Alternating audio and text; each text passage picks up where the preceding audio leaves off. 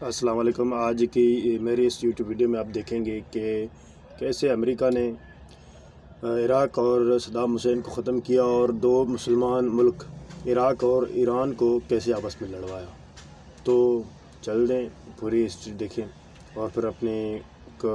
رائے کا بھی اظہار کریں۔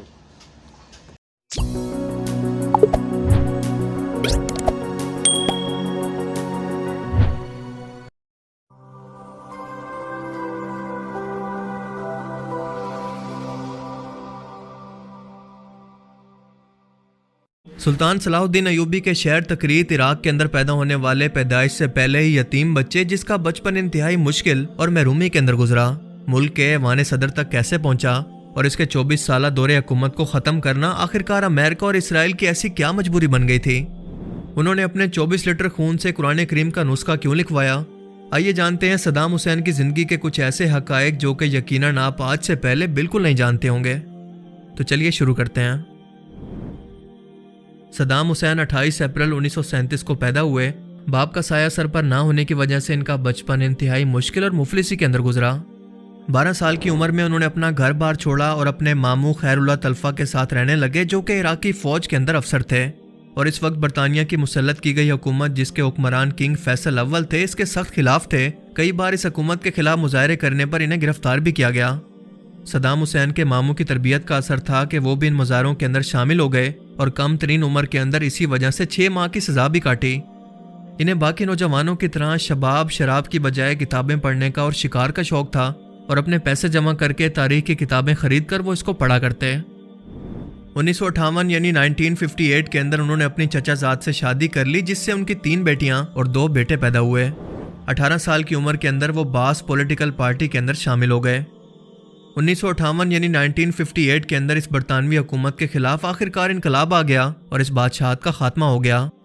جس کے بعد اس سے بھی ظالم حکمران عبدالکریم قاسم کی حکومت آ گئی جو کہ کمیونسٹ سوچ کا مالک تھا، یعنی لوگوں کی ہر ایک سوچ اور وسائل پر صرف اس کی پالیسی کا کنٹرول ہو، پھر چاہے لوگ اس کو پسند کریں یا نہ کریں۔ یہ ڈکٹیٹر سوچ کا مالک تھا۔ کچھ عرصہ بعد عبدالکریم قاسم کا ایک دوست تکریت شہر کے اندر قتل ہو گیا اور اس کا الزام صدام حسین پر لگایا گیا۔ انہیں اس الزام کے اندر گرفتار تو کیا گیا مگر ثبوت ناکافی ہونے کی وجہ سے چھوڑ دیا گیا۔ اس رہائی کے کچھ ہی عرصہ کے بعد صدام حسین کو اس کی باس پارٹی کی ہائی کمان نے بغداد شہر کے اندر بلا لیا اور وہاں پر انہیں صدر عبدالکریم قاسم کو قتل کرنے کا مشن سونپا گیا، اور اس مقصد کے لیے صدام حسین نے فوجی تربیت حاصل کی جس کے اندر خاص طور پر ریوالور اور مشین گن کو ٹھیک نشانے پر مارنے کی خصوصی مہارت شامل تھی۔ صدام حسین نے اپنے 5 ساتھیوں کے ساتھ جنرل قاسم پر حملہ کرنے کا پروگرام بنایا اور وہ کئی دن تک صدارتی محل کے ارد گرد گھومتے اور راستوں کا جائزہ لے کر پلان بناتے رہے کہ کس طرح سے حملہ کیا جائے اور کن کن راستوں سے فرار ہوا جا سکتا ہے۔ 7 اکتوبر 1959 کی سپہر کو صدام حسین نے اپنی مشین گن کا رخ صدر قاسم کی کار کی طرف کیا اور فائر کھول دیا۔ 2 گولیاں صدر قاسم کو لگی مگر وہ بچ گیا۔ جواب میں باڈی گارڈ بھی فائر کھول چکے تھے، جس کی وجہ سے صدام حسین کا ایک ساتھی مارا گیا جبکہ ایک گولی صدام حسین کی ٹانگ پر لگی۔ اب ظاہر ہے کہ وہ گرفتاری کے خوف سے کسی اسپتال کے اندر نہیں جا سکتے تھے، لہٰذا پارٹی کے ایک ساتھی نے ریزر بلیڈ سے صدام کے زخم کے ارد گرد گوشت کو کاٹ کر کینچی سے گولی نکال کر پٹی کر دی، جبکہ حکومت نے اس حملے کے بعد ملک کی سرحدیں سیل کر دی تھی اور جگہ جگہ پر چھاپے مارنے شروع کر دیے تھے، لیکن صدام حسین نے بیس بدلا اور کسی طرح سے بغداد سے نکلنے میں کامیاب ہو گئے۔ دریائے دجلہ کے کنارے چلتے چلتے صدام حسین اپنے شہر تکریت پہنچے اور راستے میں صدام حسین کا ٹکراؤ ایک پولیس آفیسر سے بھی ہوا، لیکن صدام حسین نے گھبرانے کی بجائے بڑے تحمل سے تمام سوالوں کے جواب دیے۔ جب پولیس آفیسر نے ان سے شناختی کارڈ مانگا تو انہوں نے جواب دیا کہ ہم تو بدھو لوگ ہیں، ہمارے پاس بھلا شناختی کارڈ کہاں سے آئے؟ اور پولیس والے نے اس بات پر یقین بھی کر لیا، ورنہ شاید یہ صدام حسین کی زندگی کا آخری دن ہوتا۔ اب چلتے چلتے صدام حسین کو راستے کے اندر دریا کو پار کرنا تھا، لیکن یہ سردیوں کے دن تھے، یہ کیونکہ شام کا وقت تھا اور تمام کشتیاں چلنا بھی بند ہو چکی تھی، لہٰذا انہوں نے اپنے کپڑے اتار کر ایک گانٹ کی شکل کے اندر اپنے سر پر باندھ لیے اور خنجر اپنے دانتوں کے اندر دبا کر دریائے دجلہ کے اندر چھلانگ لگا دی۔ اس دوران وہ کافی زخمی بھی ہوئے لیکن پھر بھی تیر کر دریا کو پار کر لیا اور آخرکار اپنے گاؤں پہنچ گئے۔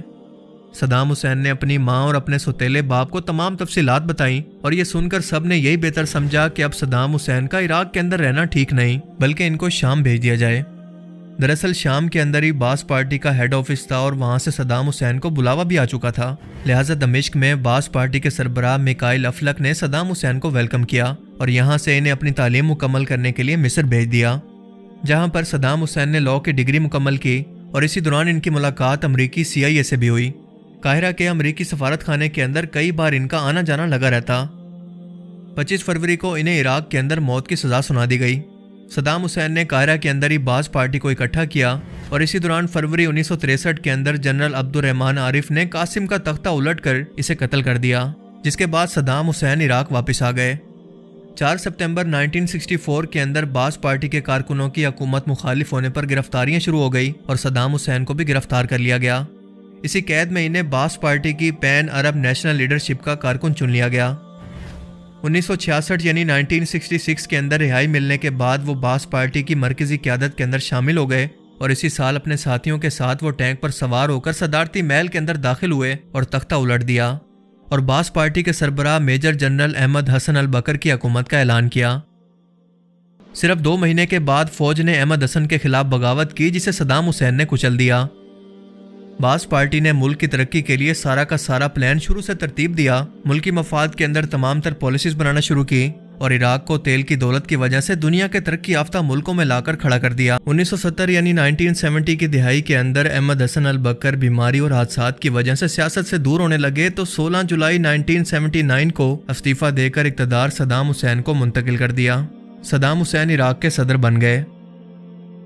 1990 یعنی 1990 کے اندر صدام حسین نے عجیب سی خواہش ظاہر کی کہ میں اپنے خون سے قرآن پاک کا نسخہ لکھوانا چاہتا ہوں۔ 2 سال کے عرصے تک ہر ہفتے صدام حسین ایک نرس کو اپنا بازو پیش کرتے تاکہ وہ اس میں سے خون نکال سکے، جس کے ذریعے یہ قرآن پاک لکھا جانا تھا۔ اس کام پر اٹھنے والے اخراجات کے ساتھ ساتھ دیگر بہت ساری تفصیلات بھی متنازع ہیں، مگر بار بار سامنے آنے والے دعووں کے مطابق اس قرآن کریم کے 605 صفحات اور 114 سورتیں لکھنے کے لیے صدام حسین کا 24 لیٹر خون استعمال ہوا، جسے آج بھی عراق کی ایک مسجد کے اندر محفوظ رکھا گیا ہے۔ مصر میں اپنے قیام کے دوران صدام حسین کو اندازہ نہیں تھا کہ امریکی CIA انہیں ان کی باز پارٹی کے ذریعے صرف عراق کی موجودہ حکومت کو ہٹانے کے لیے ایک مورے کے طور پر استعمال کرنا چاہتا ہے۔ اب اقتدار ملنے کے بعد انہوں نے اپنی قوم اور ملک کی ترقی کے لیے جب کام شروع کیا اور امریکہ کے حکم پر ان کو آنکھیں دکھائی تو بالکل وہی ہوا جو کہ ہونا تھا۔ اب بالکل سیم یہی سازشیں صدام حسین کے خلاف بھی تیار ہونا شروع ہو گئی، جیسے صدام حسین سے پہلے حکمرانوں کے خلاف کی گئی۔ صدام حسین کے دور کے اندر عراق ایران جنگ ہوئی جو کہ 8 سال تک جاری رہی اور دونوں ملکوں کے تقریباً 15 سے لے کر 16 لاکھ کے قریب فوجی اور شہری شہید ہو گئے، اربوں ڈالر کا نقصان ہوا۔ امریکہ نے بڑی سازش سے بغاوت کروا کر سنی اور شیعہ مسلمانوں کو آمنے سامنے لا کر کھڑا کر دیا اور اس موقع سے فائدہ اٹھا کر اپنا اصل مقصد حاصل کر لیا کہ عراق کو اسلحے کی بھاری کھیپ فروخت کی۔ اس کے علاوہ آس پاس کے عربی ملکوں کو بھی ہتھیار کی کھیپ دے کر ان سے خوب پیسے بٹورے، ان کی دولت کو خوب لوٹا۔ یہی نہیں بلکہ امریکہ نے چوری چھپ کے ایران کو بھی ہتھیار سپلائی کیے تاکہ ایک طرف تو اسلحے کی کھیپ کے ذریعے اس کی دولت کو نچوڑ سکے اور دوسرا یہ دونوں ملک آپس میں لڑ کر اپنی تمام فوج انفراسٹرکچر کو تباہ کر کے کمزور ترین حالت میں آ جائیں۔ عراق اور ایران کو اپنا اسلحہ بیچ کر ان کی دولت کو لوٹنے کے بعد اب امریکہ کی نظر تھی عراق کی سب سے بڑی دولت یعنی اس کے آئل پر، اور اس مقصد کے لیے صدام حسین کو راستے سے ہٹانا ضروری تھا کیونکہ صدام حسین نے آئل کی کمپنیز کو نیشنلائز کر دیا تھا اور کوئی بھی باہر کی کمپنی عراق کے تیل کو نہیں نکال سکتی تھی۔ لہٰذا اب کی بار صدام حسین کو راستے سے ہٹانے کے لیے بہت بڑے لیول کی سازش کو تیار کیا گیا۔ عراق اور ایران کی یہ جنگ ابھی تک ختم ہی نہیں ہوئی تھی اور عراقی عوام ابھی بھی اس پیدا شدہ زخم کو دل پر لیے بیٹھے تھے کہ امریکہ نے اپنی جوان سالہ فتنہ خیز امریکی سفیر کو، جس کا نام تھا اپریل گلیسپی، اس عورت سے صدام حسین کی مسلسل ملاقاتیں شروع کروائی، جس کے اندر اس عورت نے بتایا کہ کویت کا فلاں علاقہ جو کہ عراقی سرحد کے ساتھ ملا ہوا ہے وہاں پر مسلسل یہ عراق کے تیل کو چوری کر رہا ہے، اور اگر عراق اس حوالے سے کویت سے فوجی طور پر نپٹتا ہے تو امریکہ کو اس پر کوئی اعتراض نہیں کیونکہ یہ عراق اور کویت کا پرسنل معاملہ ہے۔ لہٰذا عراق نے کویت پر حملہ کر کے اس پر قبضہ کر لیا اور اس چھوٹے سے خود مختار عربی ملک کو اپنی ریاست کا ایک صوبہ قرار دے کر یہاں سے کسی بھی طرح سے باہر نہ نکلنے کا فیصلہ کر لیا۔ مسلم اور عربی دنیا کے لیڈرز نے صدام حسین کو بہت سمجھایا کہ تم کویت کو چھوڑ دو، لیکن وہ نہیں مانے اور اسی وجہ سے تمام عرب ملک صدام حسین کے خلاف ہو گئے، اور اسی موقع سے فائدہ اٹھا کر امریکہ نے سارے عربی ملکوں کو خاص طور پر سعودی عرب کو یقین دلوایا کہ عراق فوجی طاقت کے ذریعے ایک کے بعد ایک تمام عربی ملکوں پر حملے کر کے ان پر کویت کی طرح قبضہ کرنے کے بارے میں سوچ رہا ہے۔ لہٰذا تمام عرب ملکوں نے عراق کے خلاف امریکہ کو اپنی فوج اتارنے کی پیشکش کی کہ ہمیں اس پر کوئی اعتراض نہیں، اور یوں امریکہ کو اپنی من چاہی مراد مل گئی۔ اس نے یہودی میڈیا کے ذریعے صبح و شام یہ شور مچایا کہ صدام حسین کویت پر قبضہ کرنے کے بعد اب سارے عربی ملکوں پر قبضے کے لیے اپنی فوج کو تیار کر رہا ہے، لہٰذا 30 ملکوں کی اپنی نام نہاد فوج اور دراصل اپنی صلیبی اور صہیونی افواج کو اس خطہ عرب کے اندر اتار کر جو تباہی مچائی گئی وہ دنیا جانتی ہے۔ 28 فروری 1991 کو جب امریکہ نے عراق کے خلاف اپنی فوجی کارروائی شروع کی تو نہ صرف یہ کہ عراق کے 25,000 فوجی اور شہری ہلاک ہوئے اور 75,000 فوجی اور شہری زخمی ہوئے، بلکہ اس کے ساتھ ساتھ عراق کی فوجی طاقت چور چور ہو کر ختم ہو گئی، وہ معاشی طور پر تباہ ہو گیا۔ یہ پہلا موقع تھا کہ صدام حسین سارے عرب سے کٹ گئے تھے اور تمام کا تمام عرب کویت کے معاملے کو لے کر ان سے بالکل الگ ہو گیا تھا۔ امریکہ نے صرف اسی پر بس نہیں کیا بلکہ نام نہاد سلامتی کونسل کے ذریعے عراق پر زبردستی اقتصادی پابندیاں عائد کر دی جو کہ 12 سال تک عراق پر لگی رہی، جس کے بعد عراق کی رہی سہی فوجی طاقت بالکل ختم ہو گئی، وہ اکانومیکلی طور پر بالکل دیوالیہ ہو گیا۔ اس دوران کم از کم 10 لاکھ عراقی بچے خوراک کی کمی سے اور دواؤں کی کمی کی وجہ سے مارے گئے، لیکن پھر بھی امریکہ کو سکون نہیں آیا۔ اس کے بعد امریکہ نے عراقی اسلحے کی تفتیش کا ایسا ڈرامہ تیار کیا کہ دنیا والے اس کو دیکھ کر حیران رہ گئے۔ انہیں جب یقین ہو گیا کہ عراق کے پاس مزاحمت کی کوئی فوجی طاقت موجود نہیں ہے تو اس 9/11 کے پس منظر میں عراق پر یہ کہہ کر حملہ کر دیا کہ اس کے پاس تباہی کے بہت سارے نیوکلیئر ہتھیار موجود ہیں۔ اس جنگ کی اقوام متحدہ، سارے عالمی اداروں اور 1-2 ملکوں کو چھوڑ کر دنیا کے سارے ملکوں نے مخالفت کی، لیکن اس وقت کے امریکی صدر جونیئر بش کو اپنے والد سینئر بش کا صدام سے انتقام لینا تھا، کیونکہ صدام نے بغداد کے رشید ہوٹل کی دہلیز میں سینئر بش کی شکل فرش پر بنوا دی تھی تاکہ سارے آنے جانے والے لوگوں کے پاؤں اس پر ضرور پڑیں۔ سو بش نے آخرکار یہ انتقام لے لیا۔ اس جنگ میں امریکہ کو صرف 2 باتوں سے غرض تھی کہ عراق کی تیل کی دولت کو کیسے لوٹا جائے اور عراق کی فوج مستقبل کے اندر اتنی طاقتور نہ ہو سکے کہ اسرائیل پر ہی حملہ کر بیٹھے۔ لہٰذا 20 مارچ 2003 کو عراق کی تباہی کی شروعات ہوئی۔ امریکہ کی اس جارحیت کے اندر دنیا کے اکثر ملکوں نے نہ صرف یہ کہ اس کا ساتھ دیا بلکہ اس کے خلاف بڑے بڑے عالمگیر اور بڑے لیول کے پروٹیسٹ بھی ہوئے۔ لیکن حیرت کی بات یہ ہے کہ چکنے چپڑے عربی نام والے عرب اور مسلم حکمرانوں نے نہ صرف چپ سادے رکھی بلکہ در پردہ رہ کر، اور کئی ایک نے تو اپنے ہاتھ سے برادر عربی ملک عراق کے خلاف ہر طرح کی فوجی کارروائی کے اندر ان کا ساتھ دیا، جس کے بغیر امریکہ کے لیے عراق کے خلاف یہ کارروائی کرنا ممکن ہی نہیں تھا۔ امریکہ نے عراق کے اندر یہودی ایجنٹوں کو کھل کر کھیلنے کا موقع دیا۔ یہاں کے مسلمانوں کے عقیدے، ثقافت کو تہس نہس کرنے کے ساتھ ساتھ یہاں پر شیعہ سنی جھگڑے کو خوب بڑھایا، مختلف نسلی اور قبائلی گروہوں کی دشمنی کو ہوا دی تاکہ عراق کا تیا پانچا کر کے اسے اتنا کمزور کر دیں کہ یہ اسرائیل کے لیے مستقبل کے اندر بھی کوئی خطرہ نہ بن سکے۔ بش کے ذریعے عراق کے اندر فتح کے اعلان کے بعد سے لے کر اب تک تقریباً 6 لاکھ عراقیوں کو موت کی نیند سلایا جا چکا ہے۔ امریکہ نے وہاں پر ظلم و بربریت اور قتل عام کا طوفان برپا کر رکھا ہے، جیلوں کو عقوبت خانے بنا رکھا ہے، عراقیوں کی عزت کو پامال کیا جا رہا ہے۔ دوسری طرف 22 جولائی 2003 کو امریکی فوج نے عراق کے شہر موصل پر حملہ کر کے صدام حسین کے 2 بیٹوں کو قتل کر دیا۔ صدام حسین تو بغداد پر حملے کے کچھ ہی ٹائم کے بعد چھپ گئے تھے، مگر 14 دسمبر 2003 کو امریکی فوجیوں نے ان کے پکڑے جانے کا اعلان کیا۔ 19 اکتوبر 2005 کو 157 شیعوں کے قتل کے الزام کے اندر صدام حسین پر جیل میں مقدمہ شروع ہوا اور 5 نومبر 2006 کو انہیں ملزم ٹھہراتے ہوئے بغداد کی عدالت نے ان کو پھانسی کی سزا سنائی۔ اپنے وکلا کے مشورے سے انہوں نے سزا کے خلاف اپیل بھی دائر کی، لیکن عدالت نے اس اپیل کو مسترد کرتے ہوئے انہیں پھانسی دینے کا حکم دیا۔ آخرکار جمعہ 29 سے 30 دسمبر کی درمیانی شب میں صبح صادق سے ذرا پہلے صدام حسین کو تختہ دار پر چڑھا دیا گیا۔ یہ مسلمانوں کے لیے عید الاضحیٰ کا دن تھا اور دنیا کے تمام مسلمان سنت ابراہیمی کی ادائیگی کے اندر مصروف تھے کہ انہیں خبر ملی کہ صدام حسین کو شہید کر دیا گیا ہے۔ ان کی یہ موت دراصل تذلیل کی موت تھی اور دنیا کو پیغام دینا تھا کہ امریکہ کے سامنے کھڑے ہونے والے شخص کو وہ کیسے نشان عبرت بناتے ہیں۔ پھانسی کے تختے پر چڑھاتے وقت صدام حسین سے بدزبانی کی گئی، ان کا دل دکھایا گیا اور پھانسی کے بعد ان کی لاش کی بے حرمتی بھی کی گئی۔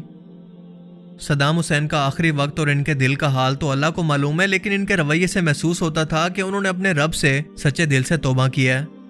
تختہ دار پر جاتے وقت ان کے دائیں ہاتھ کے اندر قرآن پاک تھا، جو کہ انہوں نے اپنے گلے کے اندر پھندا ڈالتے وقت جلاد کو یہ قرآن پاک دے کر کہا کہ یہ فلاں شخص کو دے دینا۔ انہوں نے غسل کیا، نماز پڑھی، قرآن پاک کی تلاوت کی اور بالکل پرسکون حالت کے اندر تختہ دار پر پہنچے، جسے دنیا بھر کے میڈیا نے کور کیا۔ پھندے پر جانے سے پہلے انہوں نے 3 مرتبہ اللہ اکبر اللہ اکبر اللہ اکبر کہا، جس کے بعد ان کے پاؤں کے نیچے سے تختہ ہٹا دیا گیا اور وہ ہمیشہ کی نیند سو گئے۔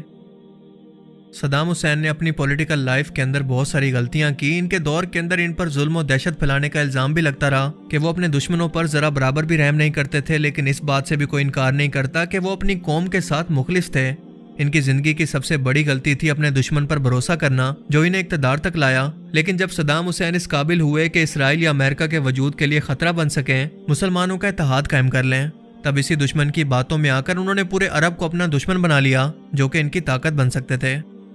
امریکہ نے عراق کی کمر توڑ کر اس کے وسائل پر قبضہ کر لیا. آج بھی عراق صدام حسین کے بغیر لاوارث ہے.